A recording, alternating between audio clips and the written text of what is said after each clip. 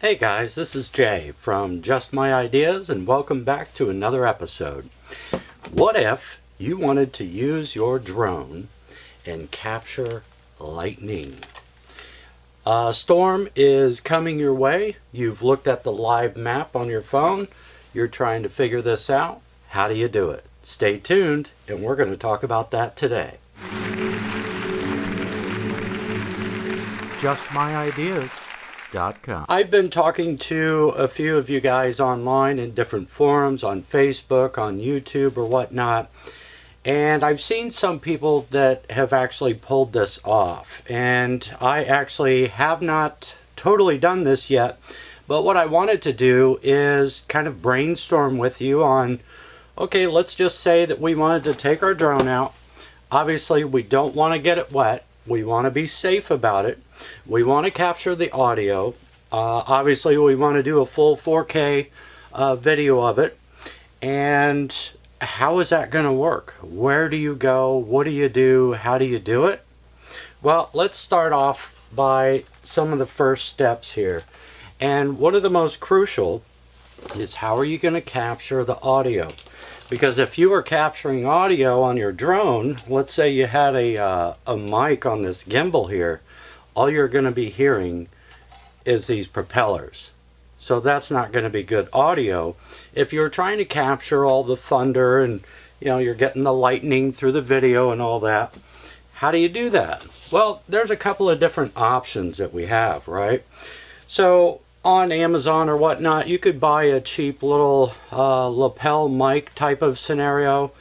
You could actually take something like this, put it on record, go away from where you're going to be flying, taking off and coming back down, so you kind of get it out of that sound that your propellers are going to be making, right? You ever notice when you're flying, if you fly it straight up over you, and you can hear it pretty good because it's directly over you. So what I would think is that you would want to get the drone a little bit off to the side from you and have your microphone stationed somewhere else on the other side, so that you've eliminated that sound in the distance from these blades just spinning like crazy. Now, there is another option for these blades. I know I don't have them, but you can buy ones that supposedly make a little less noise, right? So that could be something that could be leveraged as well.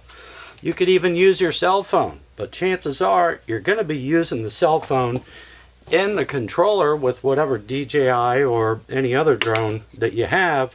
It's already in use, so that may not be an option for you. Now, if you're using a tablet and your phone's freed up, great. Just go into the audio recording section, just hit record, set the phone down somewhere else, go ahead and get up there and try to get your position of when the storm's coming towards you type of thing, or going by, whatever it is, and try to capture that shot. Now, when you're all done, hopefully, and this is going to be a trial and error thing, don't expect to capture everything perfectly the first attempt. I certainly don't expect that. I think it's important to understand exactly where you're going to be, making sure that you're safe, making sure that people aren't around, you're not going over cars that are on the road or whatnot. I see some people doing that, probably should not be. But the other thing is, okay, you could use maybe a GoPro type of thing that's waterproof. So if it does start raining on you because you're there all excited in the moment of like, oh, I'm getting it, this is going to be awesome. And then, you get home and something's messed up. The brightness, color, contrast, the settings in the app, you're going to have to mess around with that because now it's dark and we're getting the occasional flashes of light. So you're going to have to adjust all your settings and just keep trying this out until finally you capture that one scenario that does it. Getting back to the GoPro scenario, does it capture audio? Yeah. Will it be good quality?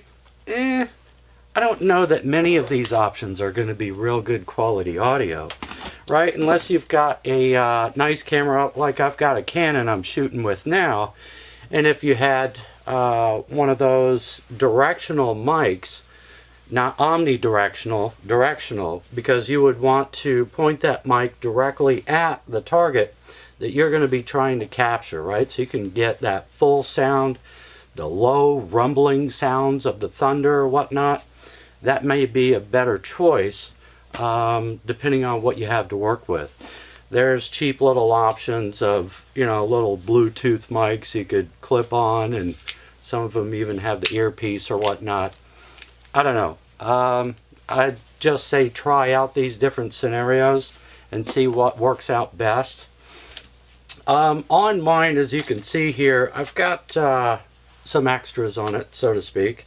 I'm going to go ahead and power this up real quick just to turn on the lights and show you what I've done here. And you can get these online. It's just a LED strip and pretty bright lights. That way when you're flying at night, you have line of sight, you can see it, you know where you're at, you know where your position is, and you can get even crazier with the little headlight here that I've added on to mine, as you can see. But this way you're definitely going to know where it's at, and hopefully you try to keep this thing within range of you and always have good eye contact with your drone at all times. For larger drones like this, I do recommend these. Some people say, oh, take them off, they're for beginners. I've been flying this thing for a little while. Some of these are even beat up because I hit them. It still happens, Just keep it slow, keep it safe. You'll be okay. You don't have to have these things on here. You can take them off. You may not even have this model, so it may not be a big deal for you. But yeah, so I mean, if you were going to use your cell phone for audio, you could just get a cheap little stand like this, set it somewhere, hit that audio record, that's sitting there going, set that off to the side, launch your drone, try to get in position. Once you're in position and the drone's sitting there, maybe you want to go back and double check your audio over here away from you so that you're not catching that, the drone sound. Another thing I would recommend is you may be flying over water on occasion. I know a lot of you already know about this. They're cheap online. It's called Get Her Back. On something this big, you may want to put maybe 2 of these on here, put them on the legs. That way, if it ever does go in the water, at least you can get it back. Doubt that it's going to work, especially if it's in salt water. But at least you know you can get it back. What this is going to do is give you a little float, like a bobber that comes up, so you'll know where it's at in the water. You could use a fishing pole. I would say, well, what I carry is one of those fishing poles you can just extend out.